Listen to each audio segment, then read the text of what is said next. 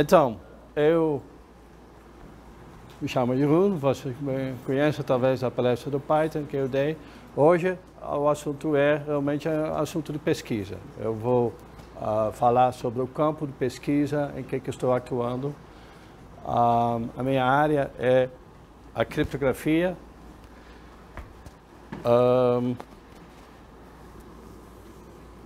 Bom, aqui tem algumas informações sobre o que eu fiz. Eu sou holandês, eu fiz mestrado em matemática em Amsterdã, depois eu fui fazendo doutorado em Montreal, Canadá. Aí me encontrei com uma brasileira e mudei para Belo Horizonte. Vocês já sabem que eu gosto de Python, vocês talvez saibam que é uma coisa doida, mas como matemático eu sempre fiquei muito interessado pelos números primos e como decidir se o número é primo, sim ou não. E existe um algoritmo que se chama o algoritmo de Miller-Rabin, que é um algoritmo que você consegue aplicar ao número muito grande de 1024 bits. Aí ele vai te dizer se o número é primo ou não. Tá? É um algoritmo muito interessante e ainda, só para deixar claro, porque o que eu vou apresentar hoje é bastante teórico, mas este algoritmo, do que estou falando, o algoritmo de Miller-Rabin, cada computador tem ele embutido. Porque quando você cria certificados no navegador, você tem lá o protocolo com cadeada, você está usando criptografia. Tá? Vocês estão sabendo, né? Entra no site seguro, você usa criptografia. Para mim é muito interessante. Eu comecei a criptografia 25 anos atrás. Ainda não tinha nada dessa tecnologia, era coisa teórica. Mas a criptografia é muito presente hoje na nossa vida. Tá? Se você usa o Wi-Fi, você vai digitar a senha, e a senha é Wi-Fi, porque é o canal entre a estação de base e o seu dispositivo é cifrado, senão todo mundo consegue escutar. O celular, aqui, está difícil por causa do microfone, o celular, a conexão entre o seu celular e a antena é cifrada. Senão, qualquer pessoa que consegue interceptar essas ondas, ele sabe o que você está dizendo. Tá? Então, a criptografia hoje está muito presente em nossa vida. Paranoia profissional é uma atitude de pensar. As pessoas pensam, tem um carro bacana. Aí eu vou pensar, será que o freio está funcionando direito? Será que o airbag está funcionando? Não, no carro, mas quando se mexe com segurança digital, aí pensa assim. Tá? Então, uma atitude crítica que às vezes eu acabo sendo o chato, porque aí você, colega do departamento, tem uma coisa muito bacana. Aí eu falo, como que fica aqui a privacidade do usuário? Não tem, sabe? Então, nem sempre é um papel muito grato, não. Então, qual que é a ideia? Hoje eu quero só falar um pouco sobre o que é criptografia e o que são protocolos. Tá? Porque até a criptografia é uma área que é tão vasta que você tem sub-áreas deste campo. E a minha área são os protocolos, então eu quero dar um palpite o que são esses protocolos, mostrar que é bacana, dar exemplos de projetos de pesquisa, só para ter uma ideia do que estou fazendo e o que poderia ser feito para alguém que tiver interesse. Tá? Então, a gente vai falar sobre protocolos básicos e avançados. Os avançados, eu vou falar um pouquinho sobre protocolos de votação, que é uma área específica minha, e o outro projeto que é a autenticação de smartphones, que é um projeto que está em andamento. Qual que é o que eu chamo aqui a mais de todos os protocolos? O mais de todos os protocolos é que você tem duas partes, e na criptografia elas sempre são chamadas Alice e Bob, é tradição. Então, não adianta, não precisa mudar para o português, não vai colar. Tá? É Alice e Bob que são, que querem se comunicar entre si. Então, Alice está aqui em Belo Horizonte, o Bob está em Montes Claros, e aí tem o perigoso rede, a internet, que não é confiável, que todo mundo pode saber o que está acontecendo lá.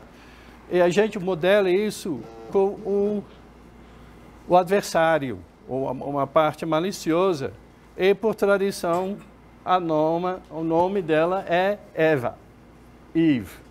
Isso é trocadilho do inglês, porque eavesdropping em inglês é espionar, e aí o eavesdropping, aí a pessoa se chama Eve.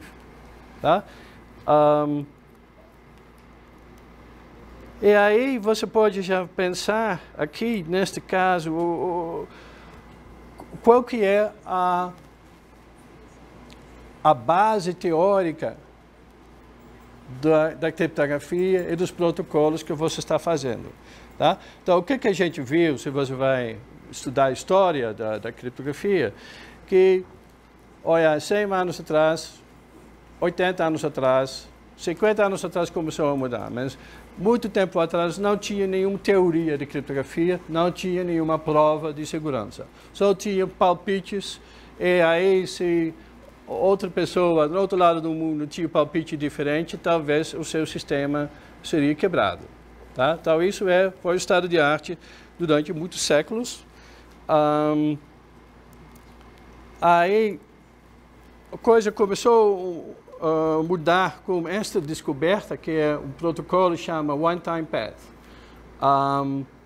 O que é o One Time Path? É o seguinte, você tem lá uma mensagem, a parte azul lá, e você tem uma chave que é K, ou LWRBW, e o que você vai fazer? Você vai aplicar o seguinte algoritmo. Você vai fazer lá o que chama adição das letras. Tá? A mais B é igual a C, A mais C é igual a D. E se você está no final do alfabeto, você volta ao início. Tá? Então, essa é a adição das letras, módulo 26. Esta é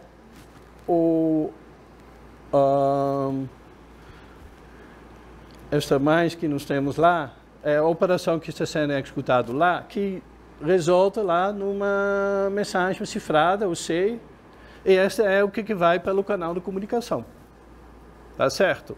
E aí o destinatário, Bob, ele faz o contrário. Ao invés de adicionar o módulo 26, ele vai subtrair o módulo 26. Ele faz o inverso. Tá? Desculpa? Seria uma hash no caso. Pega o código, ele adiciona, subtrai aquele código e transforma no vacilo um tipo de hash. Hash? Acho que é. Aqui não tem nenhum hash. Não tem hash. Nessas histórias não. Tá? Simplesmente a adição, você pode fazer isso como uma tabela, se chama tabela de Vigenère. É uma tabela, simplesmente você tem aqui todas as letras, aqui tem todas as letras, e você faz lá, K mais Q da F, estou chutando, tá? É uma tabela regular, então assim que você consegue fazer essa operação. Tá? E o que é interessante deste One-Time Path é que ele tem, como está escrito lá, ele tem segurança absoluta.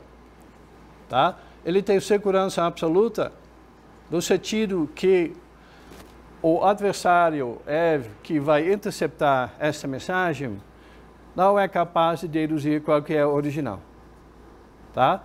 Então, esta aqui é o mais da criptografia. O conceito mais importante, o primeiro conceito da criptografia é o que está acontecendo aqui. Tá? Aí tem um problema.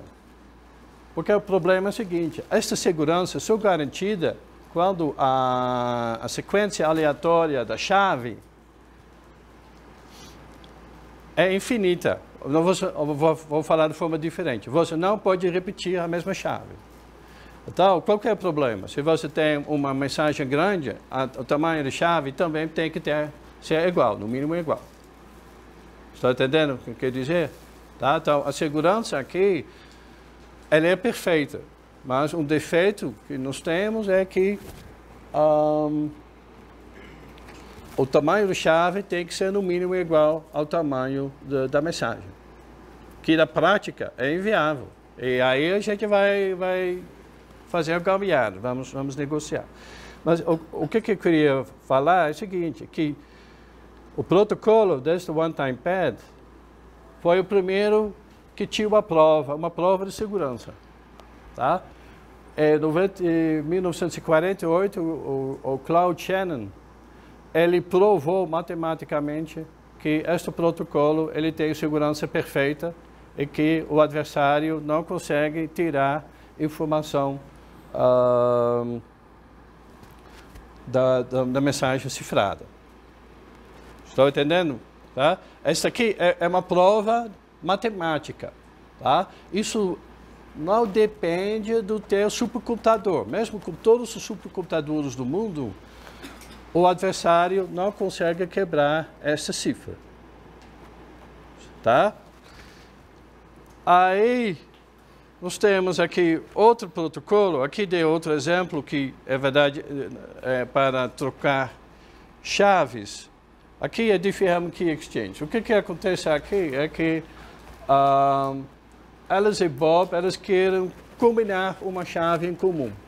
Tá? Este protocolo parece um pouco com RSA, mas ele é um pouco mais velho com RSA. E o que acontece aqui? Nós temos que A gera lá o número A aleatório, Alice gera o número A aleatório e manda G elevado a A, módulo o número primo para Bob. Tá? Aí, o Bob, na verdade, faz a mesma coisa, mas usa um outro número aleatório. Então, o manda G elevado a A para Bob, e Bob manda G elevado a B para A. E a partir dessas informações, os dois eles conseguem calcular o valor K. Tá? O que a Alice faz? Ela pega a mensagem de Bob e usa o expoente dela para calcular a mensagem do Bob, G elevado a B, isso elevado a A, módulo o número primo. E Bob ele faz o contrário, ele também pega a mensagem recebida da A, usa o aleatório dele e calcula chave K. E aí, matematicamente, o K que Alice calcula e o K que Bob calcula é idêntico. E ainda a gente consegue provar que o adversário que consegue interceptar, copiar as mensagens, ele não é capaz de calcular K. Mas pensa bem o que está falando. Ele não é capaz de dizer em termos computacionais. Se o adversário, neste contexto, se ele teria o supercomputador, ele estaria sim capaz de calcular as chaves que A e Bob têm. Está entendendo a diferença? O protocolo anterior, a segurança era absoluta. Aqui, a segurança é baseada em hipóteses computacionais. A gente está supondo que, olha, o número primo tem que ser desse tamanho, aí a gente tem certeza que o potencial adversário, ele precisaria 30 anos para descobrir a chave. Tá? É outro jogo, outro jogado. Então, é um aspecto muito importante de segurança de criptografia. Temos segurança absoluta e temos segurança computacional. Então, por isso eu falei aqui, nós temos aqui segurança com base na teoria de complexidade, tá? Em que a segurança do sistema é baseado na hipótese computacional. O ideal é o seguinte, você faz uma prova que fala, olha, se o adversário consegue quebrar esse protocolo, isso implica que ele tem o algoritmo eficiente para quebrar aqui o problema computacional. Ou ele tem um algoritmo eficiente para calcular os fatores do módulo RSA. A gente sabe que essa parte é difícil, então o protocolo tem que ser seguro. Tá? Então, essa aqui é a criptografia teórica, em que a gente quer chegar a provas formais de segurança do sistema. Tá? E nós temos mais um novo patamar, que foi o patamar onde que eu estudei o meu doutorado em Montreal, que é a criptografia quântica. A criptografia quântica é o seguinte, essencialmente, você usa as propriedades da física quântica para provar a segurança do seu sistema. Tá? Por exemplo, tem várias formas de fazer, mas um exemplo é o seguinte, aqui nós temos dois canais, nós temos, não sei se dá para ler, mas tem um canal quântico, e que vão fótons, e nós temos o canal clássico. Tá? E a ideia é que o canal clássico, o adversário consegue interceptar. O canal quântico, a ideia é o seguinte, se o adversário tenta interceptar lá o fóton, o Alice e Bob, as partes legítimas do protocolo, eles vão descobrir isso. Eles vão, pelas leis da física quântica, você consegue provar que, olha, se o Bob tenta interceptar lá o fóton, ele vai perturbar o estado quântico e Alice e Bob vão ver que houve lá alguém me escutando. Ou eles vão ver que o ruído é muito maior do que é esperado. Aí eles vão abandonar esse protocolo, vão abortar e fazer de novo. Estão entendendo? Tá? É conceitual aqui, mas então é a criptografia quântica. E o acaso que eu fiz meu doutorado lá em Montreal e cansei desse assunto, então durante muitos anos eu não fiz nada nessa criptografia quântica. No entanto, 2 anos atrás eu me envolvi aqui no projeto com Departamento de Física e Departamento de Engenharia, e a gente está montando agora protocolos para resolver para usar essa abordagem. Tá? Por que isso é relevante? Não sei se vocês acompanharam lá o caso do Snowden, o rapaz que divulgou até onde, quando o governo americano está espionando a gente. Bom, eu fiquei meio perdido por causa disso, porque o tamanho dessa espionagem é muito maior do que eu tinha imaginado. Mas tudo bem, isso é outro assunto, tem palestra sobre esse assunto, mas não é para hoje, não. Uma coisa que surgiu é que a Inglaterra e os Estados Unidos, eles estão interceptando fibra óptica. Tá? Se você vai lá nos Estados Unidos, lá no Flórida, os fibras ópticas do Brasil para a Europa, elas passam por Flórida. Aí eles simplesmente colocam lá o equipamento que copia todos os dados que passam pela fibra e guardam lá nos servidores dos Estados Unidos. Tá? O que é interessante, que o projeto que a gente está botando, a gente consegue fazer transmissão através de fibra óptica que elas não conseguem interceptar. Tá? A gente consegue fazer um canal seguro que dá para interceptar. É impossível que o adversário, e no caso o adversário é os Estados Unidos ou a Inglaterra, elas não serão capazes de interceptar esse sinal. Esta é uma área de pesquisa que tem muito a ver com criptografia quântica. É muito interessante, mas é bastante matemático. Bom, às vezes tem um aluno que se interessa, mas muitas vezes é um aluno mais da física que me procura dos alunos de ciência da computação. Tá?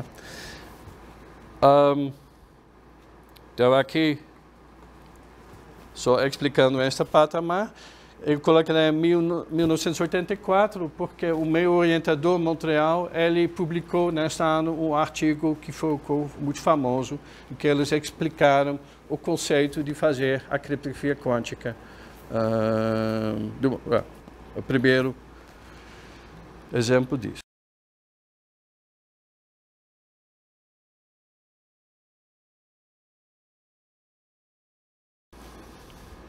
Bom, eu falei até agora sobre protocolos criptográficos, mas eu não dei uma definição.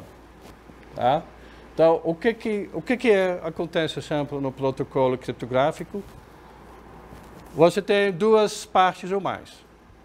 Se você está sozinho, normalmente você não precisa de criptografia. No entanto, nem isso é verdade, porque às vezes você... Bom, eu vou explicar depois. São duas ou mais partes. A gente está supondo que elas estão separadas geograficamente. Tá? Um está em Belo Horizonte, outro está em Montes Claros ou em Tóquio. E tem um canal inseguro. Tá? E elas não confiam nesse canal seguro ou elas não confiam um entre o outro. Tem protocolos, eu vou dar um exemplo daqui a pouco. Tá? O protocolo que eu dei, não tinha aqui A e B confiam entre si, mas elas não confiam no canal. Elas estão supondo que talvez exista o adversário. Mas tem outros protocolos em que você só tem A e B, e A não confia em B, e B não confia em A. Tá? Então, esta é outra possibilidade. Quando eu falei sobre separados geograficamente, às vezes a gente tem separação no tempo. Aí pode, por exemplo, que você cifra um documento hoje e coloca no servidor e daqui a um mês você quer decifrar. Por isso eu falei, às vezes é uma parte que quer usar criptografia, mas aí a separação não é geograficamente, a separação é no tempo. Tá? Outra definição é que a criptografia é um algoritmo distribuído e que não se pode confiar que as partes seguem o algoritmo honestamente. Tá? Se você suponha que todo mundo está bonzinho, a criptografia não tem motivo para existir. Estão entendendo?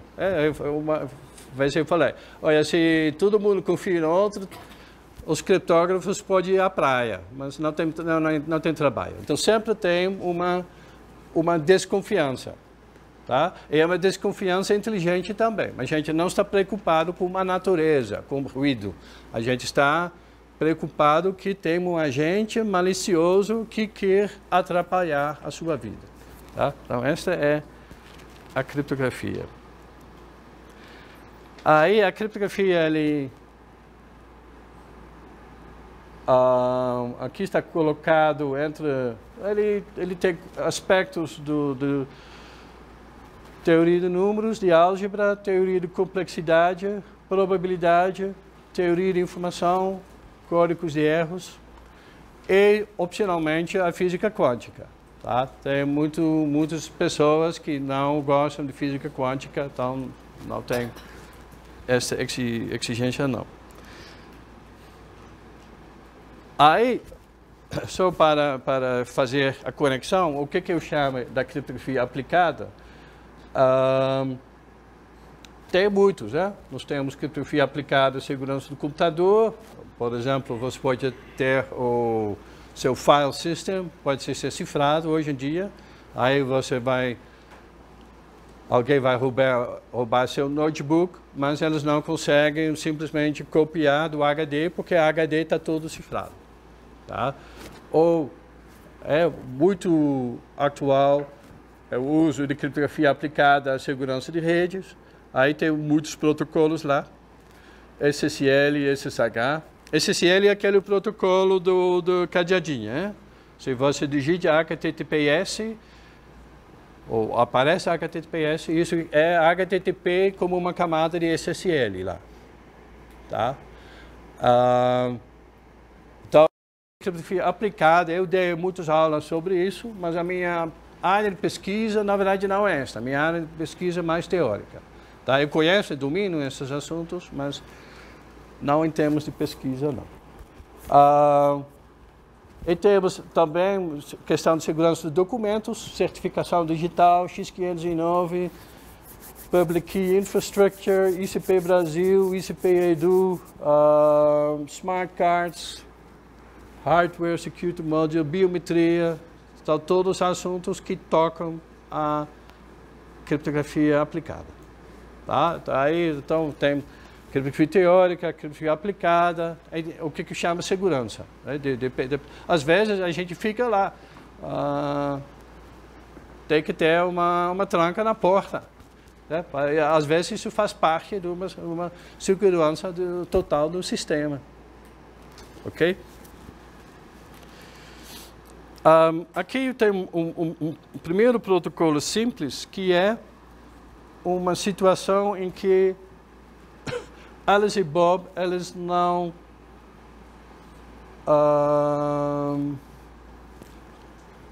eles querem realizar uma tarefa e eles não confiam um no outro.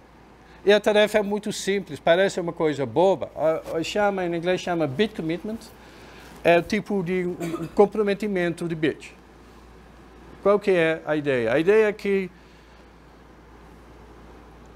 Alice, ela tem que fazer uma escolha. Ela tem que escolher ou 0 ou 1. Aliás, você pode repetir isso. Ao invés de só um bit, pode ser uma sequência de 64 bits. Tá? É só replicar a ideia. Tá? Aí não é chamado bit commitment, mas é string commitment. Mas é o mesmo conceito. Então, no exemplo é bit commitment. Qual que é a ideia? A ideia é que ela se compromete a um valor e ela não pode mais mudar da ideia. Então, é equivalente a ela escrever um 0 ou 1 num pedaço de papel, coloca esse papel em cima da mesa e fica esperando. E aí, o segundo passo do protocolo é opcional. Tá? Opcional. A opção é que Bob, outra parte, vai abrir e vai verificar se o valor lá é 0 ou 1. Tá? E aqui, então, nós temos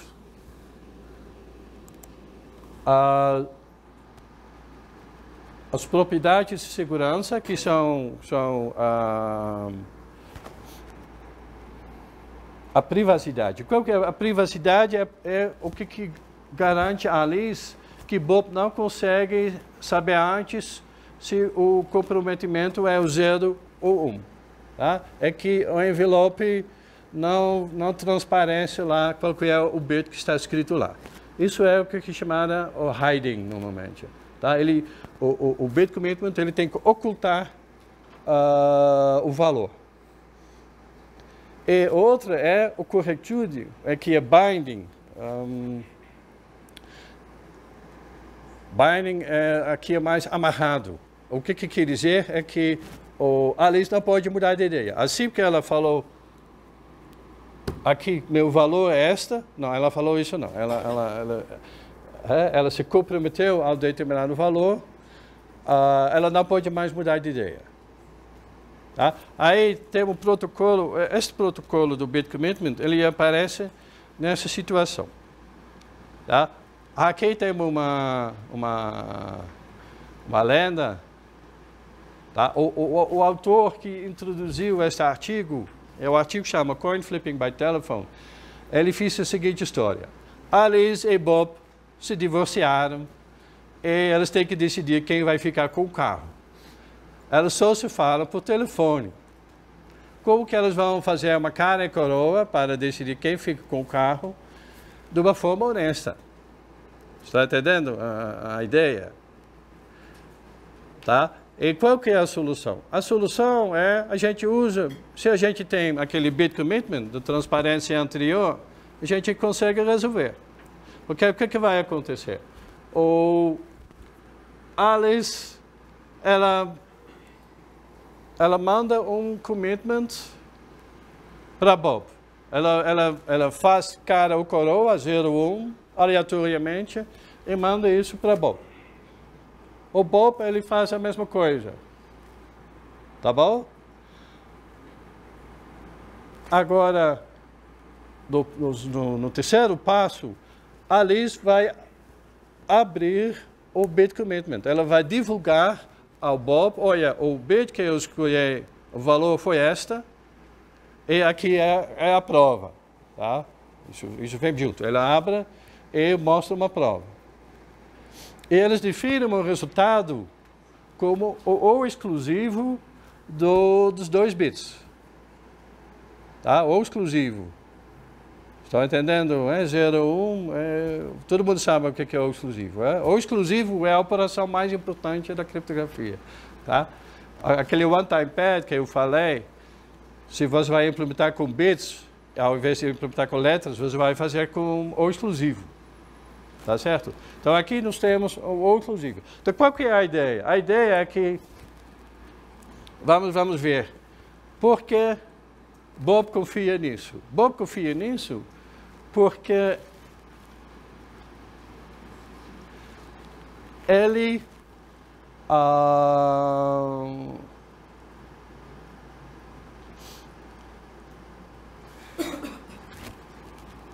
deixa eu refletir.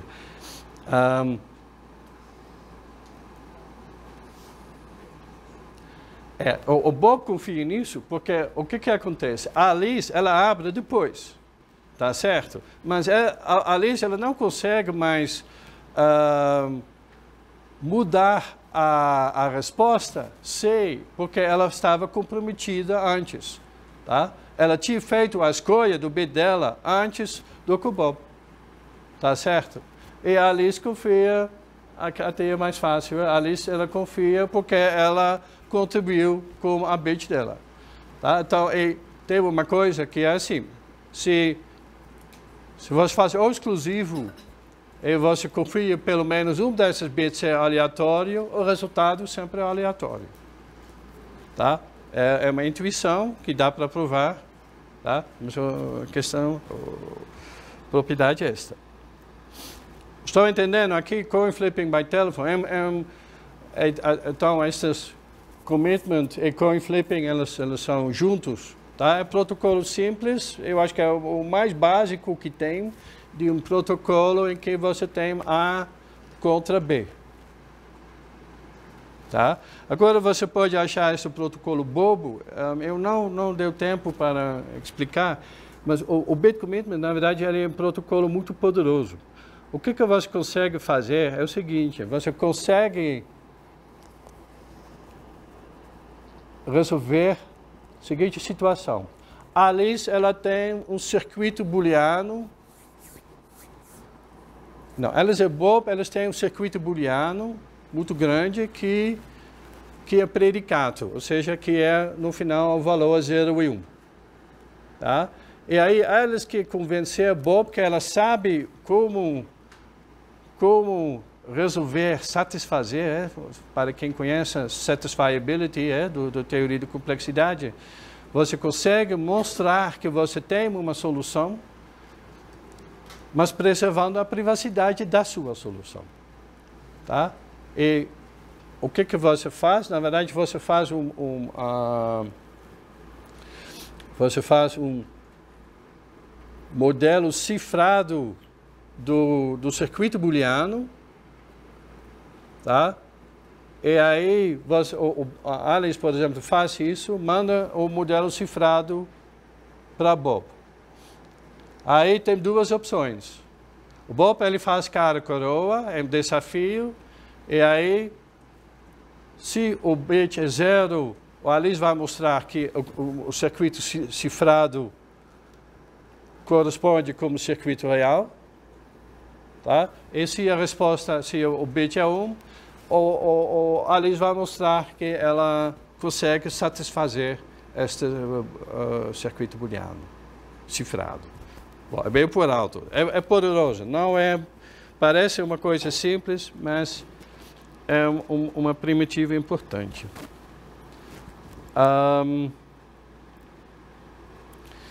Aqui é outro protocolo completamente diferente. Este protocolo se chama Dining Cryptographers, porque a história é o seguinte: nós temos 3 criptógrafos jantando. Aí eles já terminaram jantar, e chega o garçom fala: olha, a conta já foi paga. Aí, o que eles querem descobrir? Se a conta foi paga de um deles 3, ou por uma pessoa fora. Está entendendo?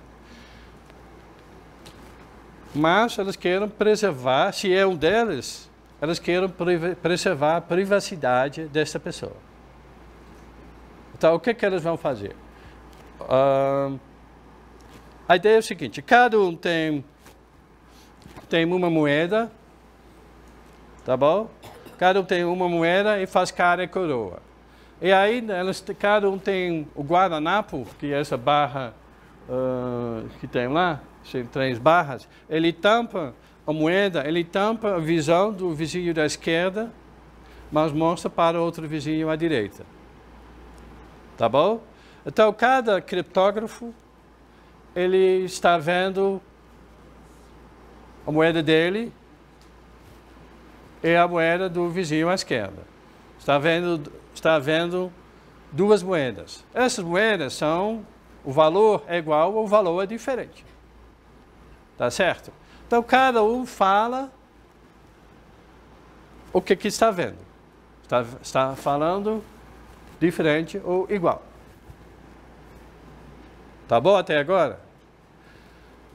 E aí tem mais uma regra que fala o seguinte: a pessoa que pagou a conta, se alguém desses 3 pagou a conta, ele vai mentir. Ele vai inverter o que ele deveria falar. Tá? Ele não é mentir porque ele está mentindo seguindo o protocolo. Ok?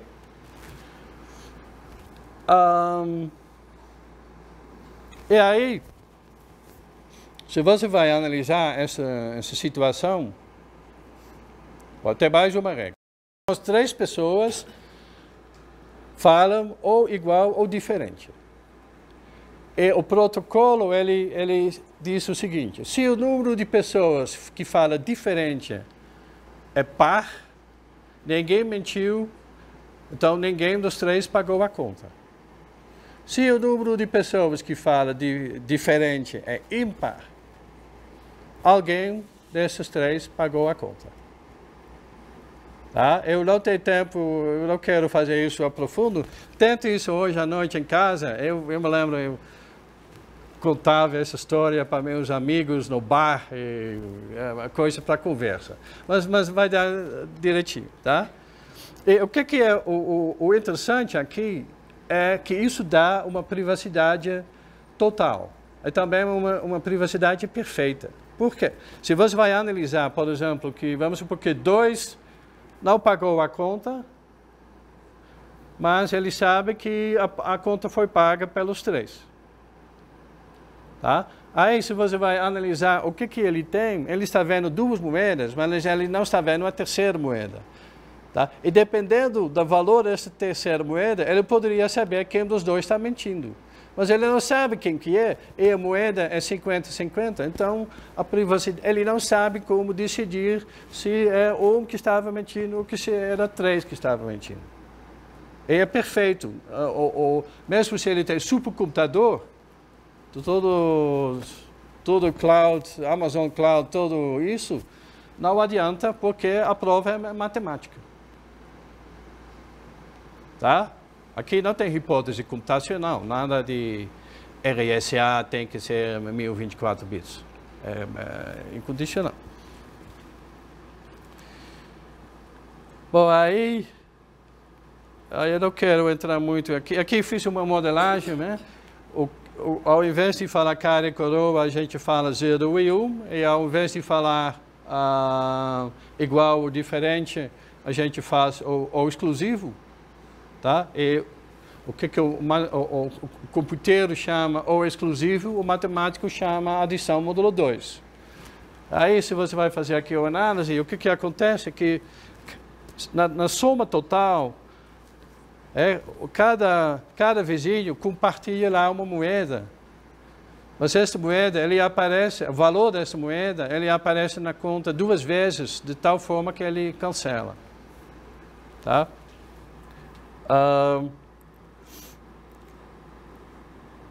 Então, estou indo um pouco rapidinho também por motivo do tempo. A gente consegue generalizar esta Dynamic Cryptographers. Ao invés de fazer as coisas módulo 2, a gente pode fazer as coisas módulo N. Tá? Onde N pode ser número qualquer. Por exemplo, 2 elevado a 32. A gente gosta de potências de 2, por motivos óbvios. Até o protocolo aqui é um pouquinho diferente, o objetivo é um pouquinho diferente. Nós temos 4 bancos. E os 4 bancos, eles querem saber quais que são os lucros totais que eles sofreram por causa de fraude da internet. Estão entendendo? Mas cada banco, ele não quer divulgar o prejuízo dele, mas eles querem calcular o total. O que você consegue fazer é muito parecido. Todos os bancos, primeiro você escolhe um N que é muito maior do que o valor esperado. Tá? Então vamos, N é, não sei, 100 bilhões. É só para ter um limite, porque você precisa de ter um limite para ter uma distribuição uniforme, senão o protocolo não tem prova. Aí, ao invés de trocar bits entre os vizinhos, cada banco vai dividir um número aleatório módulo N, e aí faz a mesma conta que aqui, só que se o banco 1, fica complicado explicar assim, mas o que acontece no final é que cada banco ele vai divulgar o valor, eles vão somar esses 4 valores, e o que acontece é o seguinte, que o que eles querem somar esses 4 prejuízos. Tá? E isso vai aparecer enquanto todos os números aleatórios eles vão se cancelar, e daí eles conseguem ver qual que é o prejuízo total. Tá?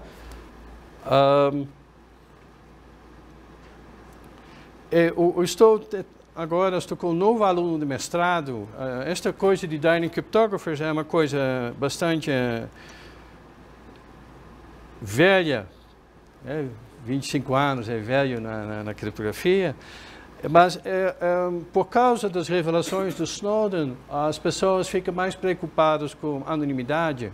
Tá? Eu estou agora me dedicando a este assunto para ter problemas que eu não mencionei. Eu tenho até o aluno agora de mestrado, o projeto é implementar esse protocolo na rede. Tá? Então, o projeto dele é mais aplicado, é aplicar esses conceitos na área de redes.